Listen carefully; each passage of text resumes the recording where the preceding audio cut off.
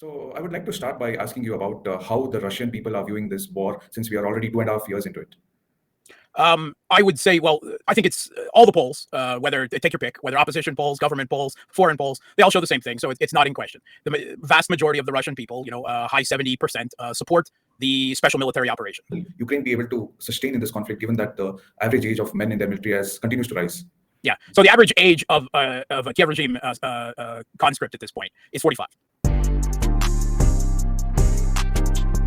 Hello, everyone. Today, I'm honored to have Mr. Mark Sleboda. He's a US Navy veteran and an IR and security analyst. So, Mr. Mark Sleboda, it's an honor to have you. Thank you for your time and welcome. Prajwal, thanks for having me. It's an honor and a pleasure to be on your show. So, I would like to start by asking you about how the Russian people are viewing this war since we are already 2.5 years into it. I would say, well, I think it's all the polls, whether take your pick, whether opposition polls, government polls, foreign polls, they all show the same thing. So it's not in question. The vast majority of the Russian people, high 70%, support the special military operation, the Russian intervention in the Ukrainian civil conflict that started in 2022, the civil conflict starting in 2014. I would say that contrary to some erroneous assumptions in Western and Kiev regime planning, recent events such as the Kursk Fool's Crusade incursion have only increased public support. And one of the ways that you can see this public support is the number of enlistments, voluntary contract soldiers. Russia had one wave of mobilization in the autumn of 2022, where they called up 300,000 reservists. That was because they actually were not expecting a lengthy conflict. They intervened in Ukraine in 2022 in February with a very small intervention force, which everyone honest has admitted now, about 100,000 troops. And that was, of course, buttressed by the roughly 50,000 former East Ukrainians, I think already identifying as Russians as at that time from the Donbass. But now, since then, Russia has had no need to conduct mobilizations, unlike the West-backed Kiev regime, which has resorted to a brutal mass forced conscription campaign. And this is something that is only slightly touched on in the Western propaganda outlets, I mean, mainstream media.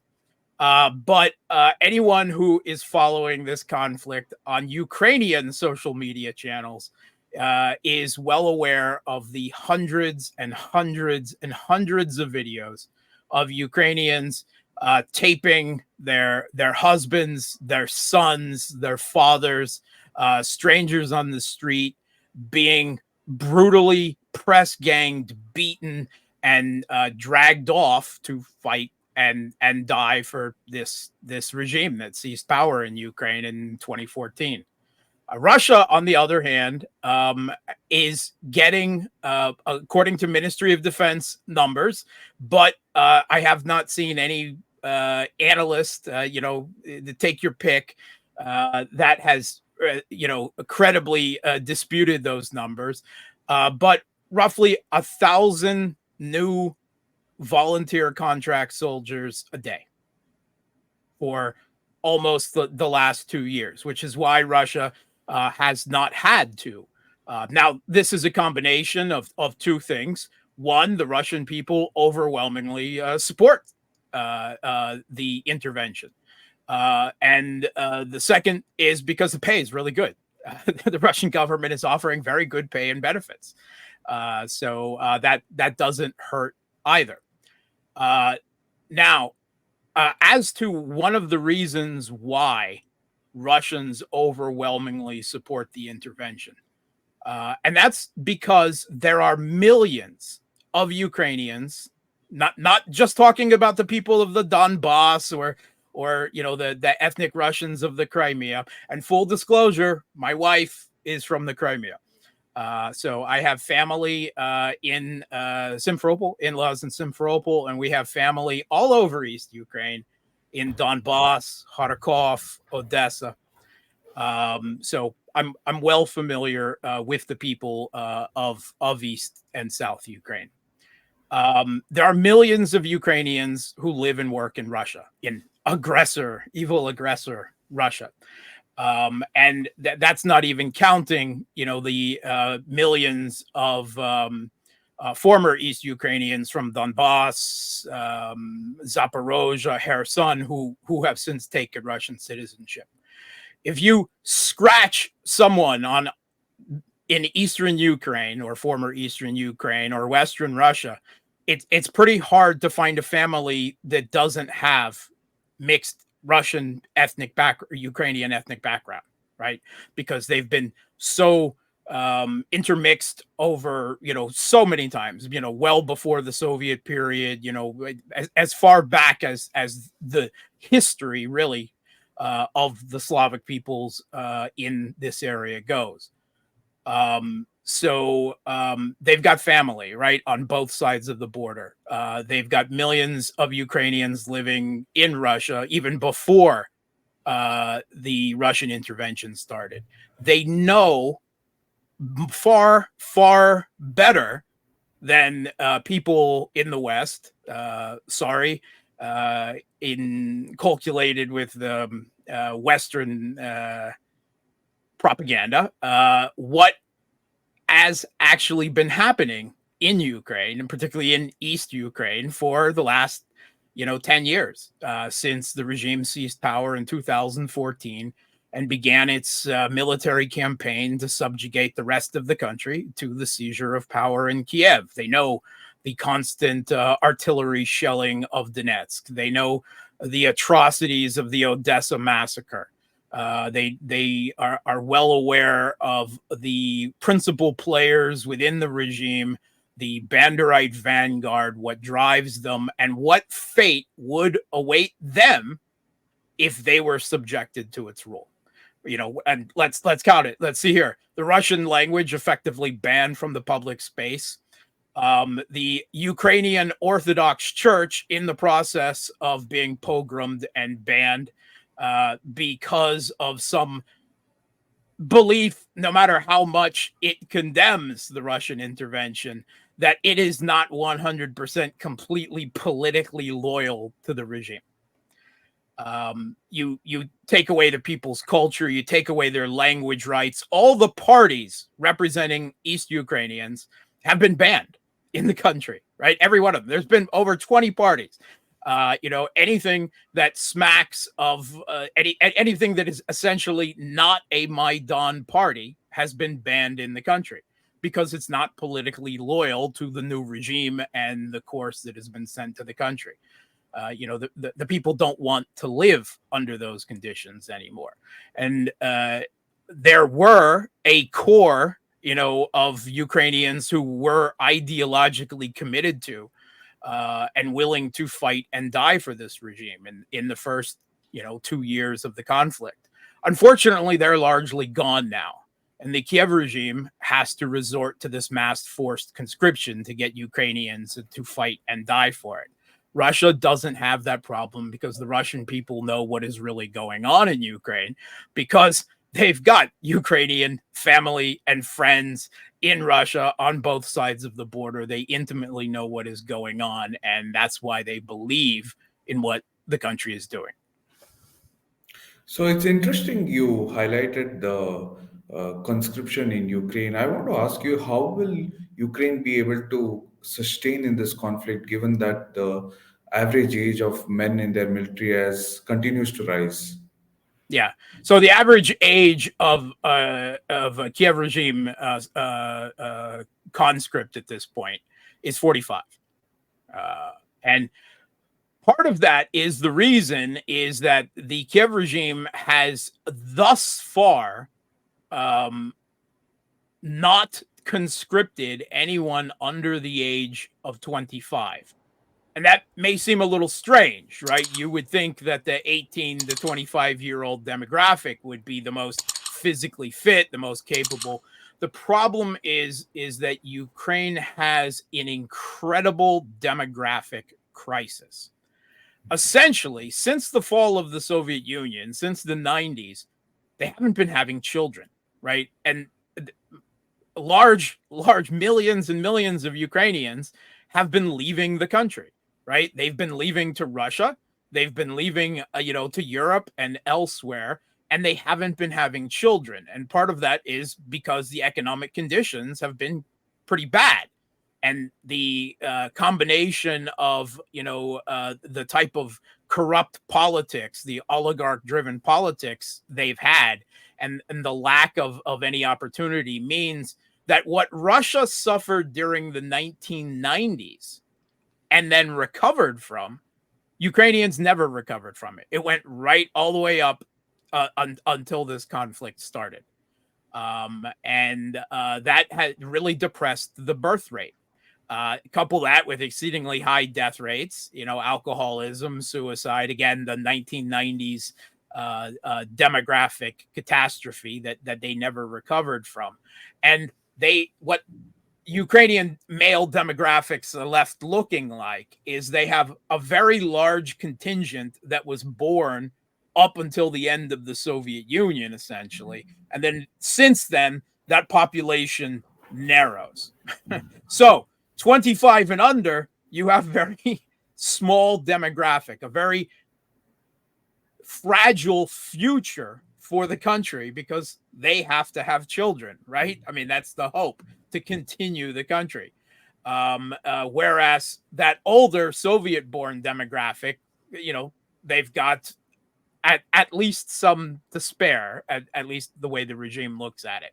So that's why they haven't conscripted young people yet, although it is almost certain that at some point in the next half a year or so, they will do so because they don't have enough people. And this is, a problem for them. And it's doubly a problem because of the mass number of Ukrainians that have fled the country since 2022. We know there's about 5 million Ukrainians in Europe, including at least 1 million men of fighting age. But there's also about 5 million Ukrainians, not counting the people of Donbass and Kherson and Zaporozhye, that are fled to Russia too. That's not something that's usually acknowledged unless you look at UN numbers or something like that. But all of these people, to some extent, particularly the men, they want to avoid the conscription. And the Kiev regime has been doing what it can, canceling consular services and so on to try to force these people to come back. And the European states have been talking about it a great deal. And Poland was all gung-ho for a while, but they still haven't come to the point where they will force Ukrainian male refugees in Europe to go back and fight for the regime. Although I think they constantly think about it. So what will happen because of the manpower shortage they're facing right now? Obviously, the quality of the conscripts that they're putting into the fight right now, and they're often ending up in the fight within a few days of being conscripted. And the Kiev regime's top general, Syrskyi, just admitted that in the last few days, that these are raw recruits being sent. And funnily enough, the Newland Kagan Institute for the Dissemination of War Propaganda, I think it's called the Institute for the Study of War, actually had a piece out about a month ago saying how great that was because they get to learn on the job. They're not, it was so obscene really so Orwellian, to see them try to spin this as a good thing, that untrained forced civilians are being put into the trenches. Um, if everything continues, they will have to draw on this 18 to 25-year-old demographic, and even counting that, okay, subtract for now the percentage of the 18 to 25-year-olds that are women, although women may very well be conscripted for combat roles at some time in the future, and essentially then further cut it in half for the half of the male population of those age demographics who have already successfully fled the country, or will successfully do so, and that still leaves you with about 100,000 uh, untapped conscripts for each of those years 18 to 25. And by the time you get that point, you go through a few years. Of course, you've got a few new years worth, and it will literally be devouring Ukraine's future demographics. But this regime is willing to fight, for the West's interests in Ukraine, to the last Ukrainian. So I think that you will almost certainly see that 18 to 25-year-old demographic. And if they're able to successfully, conscript them, and there's no reason to believe why they shouldn't, right? They still have control of the military and the security services, and they have the brown shirt battalions, whether you're talking Azov or the right sector, or Idar or Kraken or Centuria or the other 31 flavors of Banderite fascist and neo-Nazi that are associated with the regime. They can force people, right? And this is why protests are very hard in Ukraine, right? You see protests with women, old women, mothers, wives, begging for their loved ones back. But if any man dares to go show his face out to protest anywhere, between the ages of 25 and there's plenty of youngers that have been sucked up in this too, and 65 or 70, because that's, the German media was talking about how they had a 70-year-old who was being trained for the 2023 failed offensive in Zaporozhye. So, all the way up to 70 years old, which is just, a crime. I'm sorry, that is a crime. Those people of that age should be, living out the last years of their life in whatever modicum of quiet that they can. This can be continued. Yes, they are suffering huge manpower problems. Yes, they're resorting to mass force conscription, but there still are pools of available young men to draw on to continue this conflict for potentially up to years in the future, if they're willing to sacrifice the future of Ukraine, right? And all indications are that they're perfectly willing to do so. Well, that's a great explanation of how Ukraine is facing a demographic crisis, and this issue is rarely highlighted in the Western media, surprisingly. So now I It want has to been come. discussed. It has been discussed, but very, very Yeah, quietly, and it's left out of the 15-minute narrative memory. yeah, and I think there are occasional pieces in the New York Times or the Guardian highlighting this.